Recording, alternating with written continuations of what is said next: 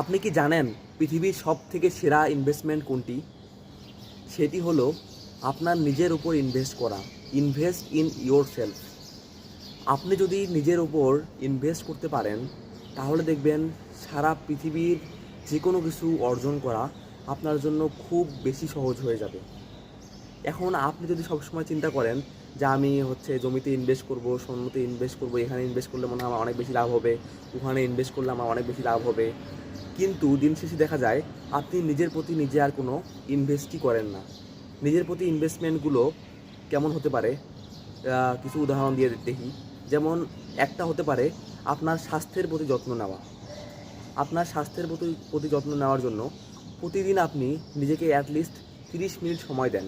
30 minute সময়ে আপনি সুন্দরভাবে সকালে ঘুম থেকে উঠে এক্সারসাইজ করেন, একটু দৌড়াদৌড়ি করেন, একটু ব্যায়াম করেন। এই যে এটা একটা আপনার জন্য সুন্দর ইনভেস্টমেন্ট। তারপর আবার ধরেন 30 মিনিট সেট করেন নিজের ব্রেনটাকে ডেভেলপ করার জন্য। প্রতিনিয়ত নতুন কিছু শেখার চেষ্টা করুন। আপনার ব্রেইন যখন নতুন কোনো কিছু শিখতে পারে তখন কিন্তু সে নতুন নতুন খাবার পায়। আমাদের পেটে যেমন আমরা খাবার দেই, ঠিক তেমনি আমাদের ব্রেনেরও একটা খাবার প্রয়োজন হয়, সেটা হচ্ছে জ্ঞান। এখন আপনি যদি আপনার ব্রেনকে ভালো খাবার না দেন, ভালো জ্ঞান না দেন, তাহলে কিন্তু সে ফেসবুকে, টিকটকে, তারপরে টুইটারে উল্টাপাল্টা জায়গায় গিয়ে বিভিন্ন ধরনের খারাপ শর্টস, উল্টাপাল্টা জিনিসপত্র দেখে তার যে একটা খিদা আছে বা খোরাক আছে সে সেটা মেটানোর চেষ্টা করবে। এখন আপনি যদি আপনার ব্রেনকে ভালো খাবার দেন তাহলে এটাও কিন্তু আপনার জন্য একটা বিশাল বড় ইনভেস্টমেন্ট। প্লাস আপনার ফ্যামিলিকে সময় দেওয়ার বিষয়টাও, এটাও কিন্তু একটা সুন্দর ইনভেস্টমেন্ট আপনার জন্য। কারণ আপনার আশেপাশের যে মানুষগুলো আপনার সাথে সবসময় থাকে, আপনি যে মানুষগুলোকে আপনি সব থেকে বেশি ভালোবাসেন, সেই মানুষগুলোকে যখন আপনি ভালোভাবে সময় দিতে পারবেন তখন দেখবেন আপনার খুব বেশি ভালো লাগা কাজ করবে, আপনার প্রোডাক্টিভিটি আরও অনেক বাড়বে, আপনার ভালো লাগা অনেক বাড়বে।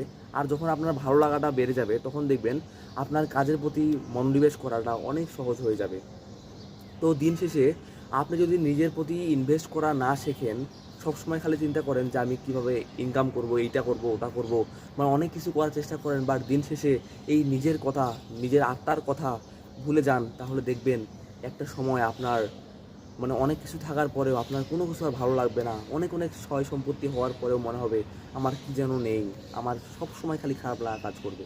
তো এগুলো থেকে বাঁচার জন্য আপনি সব সময় চিন্তা করেন যে নিজের উপরেও কীভাবে বেস্ট ইনভেস্টমেন্টটা আপনি করতে পারেন, যাতে করে এই জিনিসটা, এই ইনভেস্টমেন্টটা আপনাকে সারা জীবন, এমনকি মারা যাওয়ার পরেও আপনাকে ভ্যালু দিতেই থাকে। মারা যাওয়ার পরে কীভাবে ভ্যালু দিবে?